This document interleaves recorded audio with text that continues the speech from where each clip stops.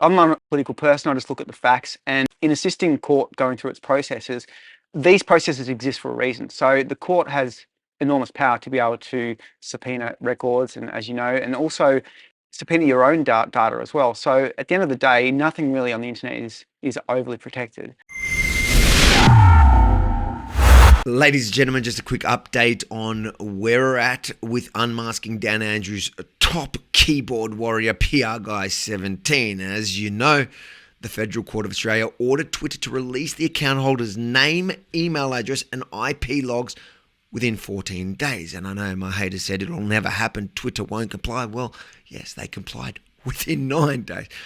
Thanks to your help at avilegalfund.com, we then hired a cybersecurity expert to analyze the data, which he has now completed. We spoke earlier. Simon, thanks for joining us. Thank you. Almost a week ago, they essentially dumped all that data on us. I opened those inboxes. There was 5 files, and it just looked like a bunch of code to me. Really confusing, overwhelming.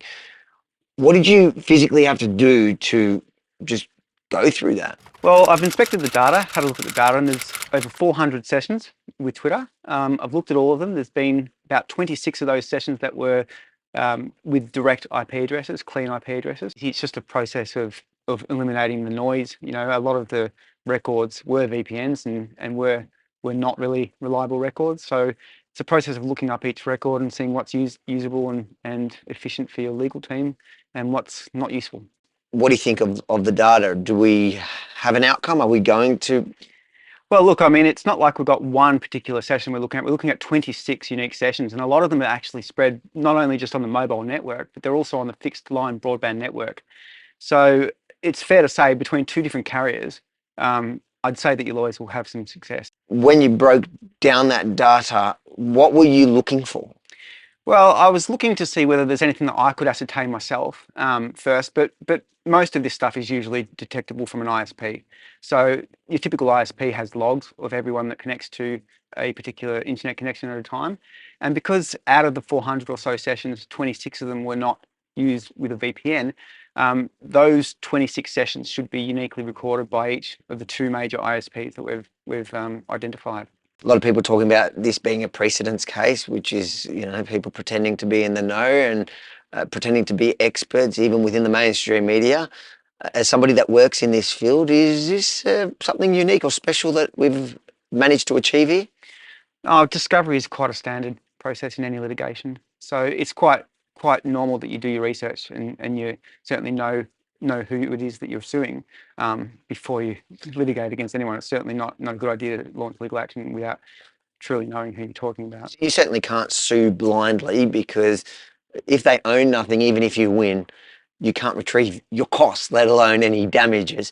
But thank you so much. You've worked really quickly and hard on this case, and so glad we've got this report already that we're now handing over to the legal team to chase up with the telcos. So thank you so much. Yep, it's over to them now, and good luck.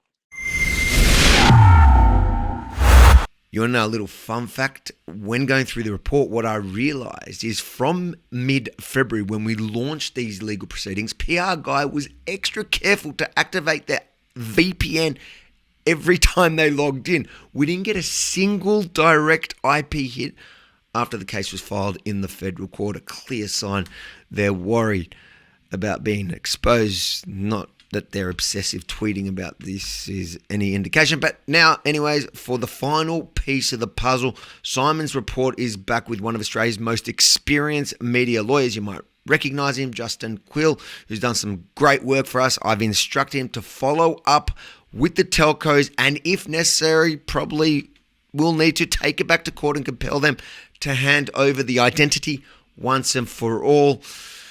I want to thank you for your ongoing support. So far, it's already cost us over $30,000 to get to this point. We're almost there, but a little more to go. So please, if you're willing and you're able, please contribute at avilegalfund.com to help recover the costs. Like all my battles, I can't do this alone. I'm happy to see the judge. I'm happy to go to court. I'm happy to be the face of it, but I need your help. avilegalfund.com. Thank you again.